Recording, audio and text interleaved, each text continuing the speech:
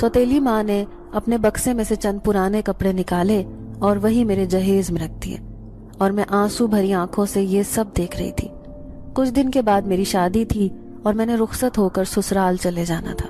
میں حسرت بھری نگاہوں سے اس پورے گھر کو دیکھ رہی تھی۔ تبھی میری دوست کشمالا میرے پاس آئی، کہنے لگی کہ یہ میں کیا سن رہی ہوں، تمہاری شادی ہو رہی ہے، اور جس کے ساتھ شادی ہو رہی ہے تم نے اسے دیکھا ہے؟ کشمالا کو سامنے پا کر میں پھوٹ پھوٹ کر رو پڑی، اور جب اسے ساری بات بتائی تو اس کا منہ بھی کھلے کا کھلا رہ گیا۔ وہ مجھے کہنے لگی کہ تمہیں ایسا نہیں کرنا چاہیے، یوں تم جانتے بوجھتے کسی کنویں میں کیسے چھلانگ لگا سکتی ہو؟ جانتی ہو کہ تمہاری سوتیلی ماں اور اس کی بہنیں تمہاری دشمن ہیں، وہ تمہارے لیے اچھا کیسے سوچ سکتی ہیں؟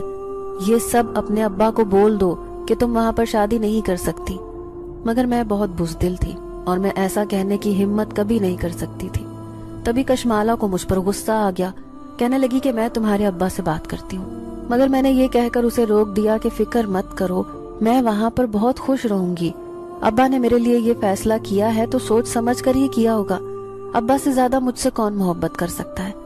کشمالا کو مجھ پر بہت غصہ تھا اور وہ ناراض ہو کر وہاں سے چلی گئی۔ پھر میں سادگی سے نکاح کے بعد رخصت ہو کر اپنے سسرال آ گئی۔ میری ساس نے مجھے کمرے میں بٹھا دیا تھا۔ شام کو جب میرا شوہر کمرے میں داخل ہوا تو اس کو دیکھ کر میں بری طرح سے ڈر گئی۔ اس نے سفید رنگ کے کپڑے پہنے ہوئے تھے جس میں اس کا کالا رنگ نمایاں ہو رہا تھا، اور وہ عجیب ہوس بھری نظروں سے مجھے دیکھ رہا تھا۔ مجھے اس کے دیکھنے سے الجھن ہو رہی تھی۔ اس نے جب میرا ہاتھ پکڑا تو میرا دل کر رہا تھا کہ میں خود کو چھڑوا کر دور بھاگ جاؤں، مگر اب وہ میرا شوہر تھا اور وہ مجھ پر حق رکھتا تھا۔ میں چاہنے کے باوجود بھی اس کا ہاتھ نہیں جھٹک سکی۔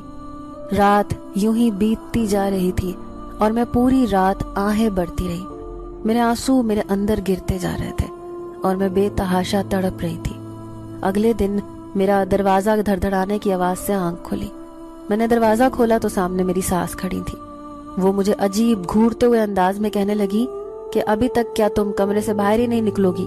صبح ہو گئی ہے اور گھر کے کام کاج کون کرے گا؟ کل تو تمہیں میں نے اپنے بیٹے کی وجہ سے ڈھیل دے دی تھی، اس کا کہنا تھا کہ ابھی میری بیوی نئی آئی ہے۔